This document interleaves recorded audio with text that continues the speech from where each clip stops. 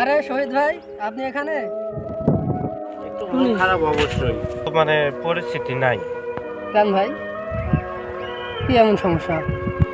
না বলাই যে ভালো, আসলে নিজের যেটা পরিস্থিতি এটা না বলাই বেটার মনে করি।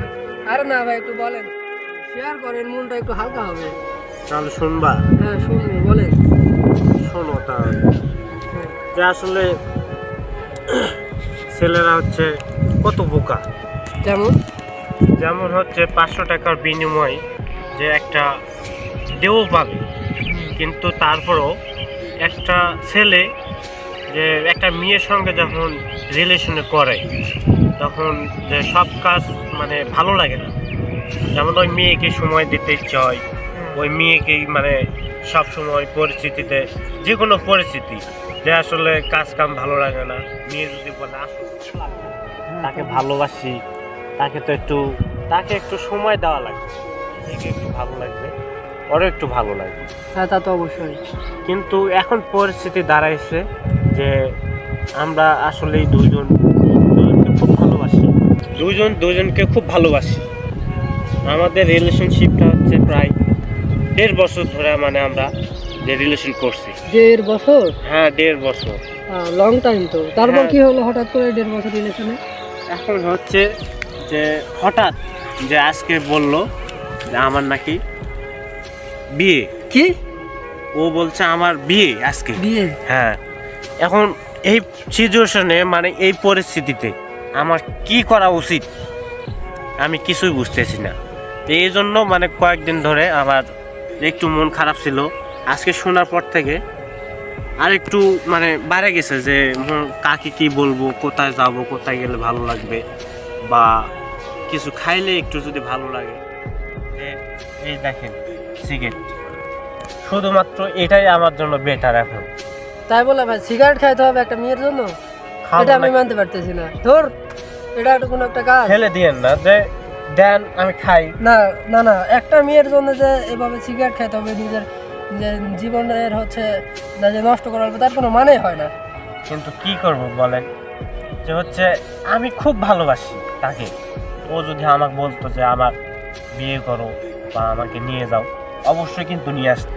আমি বিয়েও করতাম, সুখে একটা মানে ঘর সংসার বা করতাম, এটাই আমি মনে চাইছিলাম বা করতাম। সে তো আমার সারে চলে গেল। তো মেয়েটা কি বলতেছে এখন? এখন মেয়েটা হচ্ছে যে আসলে বলছে, না বলা না, যে হচ্ছে আমার আজকে বিয়ে। সে কি আমি- আপনার সাথে আসতে যাচ্ছে? এখন বিয়ে তো হয়ে গেছে, যে কিভাবে আসবে বলেন? তাহলে এটা কি ভালোবাসা হলো? এখন আপনি ভালোবাসলেন, কিন্তু ও তো ভালোবাসলো না। এটাই হচ্ছে যে আসলে এটাই বুঝাচ্ছি যে আমরা ছেলেরা কত বোকা। 500 টাকার বিনিময়ে হচ্ছে আমরা একটা দেও পাবো, কিন্তু তারপরেও একটা মেয়ে মানুষের হচ্ছে মনটা জয় করতে পারলাম না। আরে ভালোবাসা, জীবনে ভালোবাসা বলতে কিচ্ছু নাই। এই কারণে মন খারাপ, কাট করার কিছু নাই। যাই হোক ভাই, মনে কষ্ট নেন না, আমার একটু কাজ আছে, আমি হচ্ছে কাজটা সারা আপনার সাথে পরে দেখা করবো। তাহলে ভাই থাকেন। হ্যাঁ আসো, গল্প করেই। ভাই, আমার একটু ইমার্জেন্সি, থাকেন, পরে কথা বলে। আচ্ছা। কষ্ট নেই। হায় রে দুনিয়া, প্রিয় মানুষটাও আজকে সারে চলে গেল, বন্ধু বান্ধবও পাশে পাইলাম না।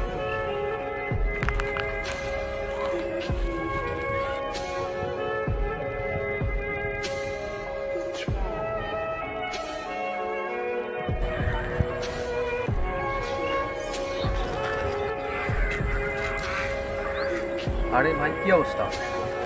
কেমন আছেন? আলহামদুলিল্লাহ ভালো। আপনি? আরে ভাই, কি অবস্থা আপনার? আপনার শুনলাম যে আপনার নাকি মন খারাপ। হ্যাঁ, মন খারাপ একটু অবশ্যই। তো আমি নাকি শুনলাম যে হচ্ছে আপনার নাকি ব্রেকআপ হয়েছে, এই জন্য মন খারাপ।